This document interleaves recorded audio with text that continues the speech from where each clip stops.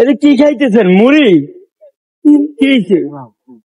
হ্যাঁ, মুড়ি খাইতেছেন কেন? টাকা নাই, ভাত খাওয়ার টাকা নাই? না স্যার। হ্যাঁ,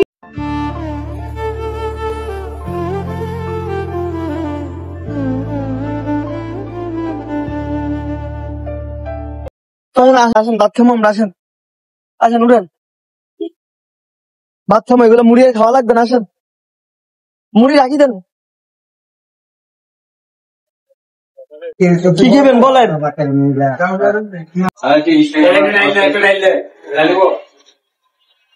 আর কি নিবেন? আর কিছু খাইবেন? গরু গোস্ত আর কিছু খাইবেন? না না, আর কিছু নেন। হ্যাঁ, ভাত নিয়েন, ভাত নিতে পারবেন, সমস্যা নেই। গরু গোস্ত আর কিছু নিবেন? কি নিবেন? এই ভাই, ভাজি কি চাই জান তো? ভাজি ভাই, এই ওনারা একটু গরু গোস্ত একটু থোড়া দেন তো ভাই, একটু দেন, একটু ভালো, একটু ভালো মতো দেন ওনারে।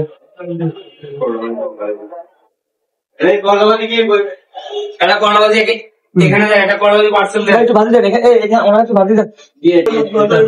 আচ্ছা, আর কিছু খাইবেন? না। হ্যাঁ,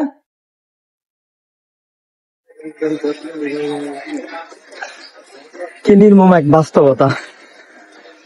এই দুপুর টাইমে ওনারে যাই দেখি, উনি হচ্ছে 2 লিটারের এক পানির বোতল পাশে নিয়ে হচ্ছে মুড়ির সাথে কি দিয়ে জানি খাইতেছে। ক্ষুধা লাগছে অনেক বেশি, ওনার খাওয়ার ভঙ্গিতেই বোঝা যাচ্ছে। আমি অফিস থেকে জাস্ট কিছুক্ষণের জন্য বাইরে হয়েছি আমি নিজে খাওয়ার জন্য। তো ওনার অবস্থা দেখে আমার এমন অবস্থা হয়েছে যে আমি নিজের খাওয়ার বাদ দিয়ে আমি নিজের খাওয়ার কথাই ভুলে গেছি ওনার অবস্থা দেখে। মানুষ আসলে সব দিক থেকে এখন ক্ষতিগ্রস্ত। যারা বন্যায় আছে তারা হচ্ছে বন্যার দিক থেকে ক্ষতিগ্রস্ত। এই যে উনি ওনার অবস্থাটা দেখে আমার চোখ দিয়ে পানি পড়ে গেছে। তো আমার হাতে আর বেশি সময় ছিল না, ওনার সাথে আর বেশি কথা বলতে পারি নাই। ওনারে খাওয়াইলাম, ওনারে থেকে 600 টাকা দিলাম, দিয়ে ওনারে বিদায় দিয়া হচ্ছে আমি আবার অফিসের দিকে চলে যাইতেছি। তো বাস্তবতা হচ্ছে এরকমই। বাস্তবতা, এইসব বাস্তবতা দেখলে বা এইসব অবস্থা দেখলে আসলে নিজের চোখ দিয়ে অটোমেটিকলি পানি চলে আসে। আল্লাহ সবাইকে হেফাজত করুক, আল্লাহ সবাইকে ভালো রাখুক। আসসালামু আলাইকুম।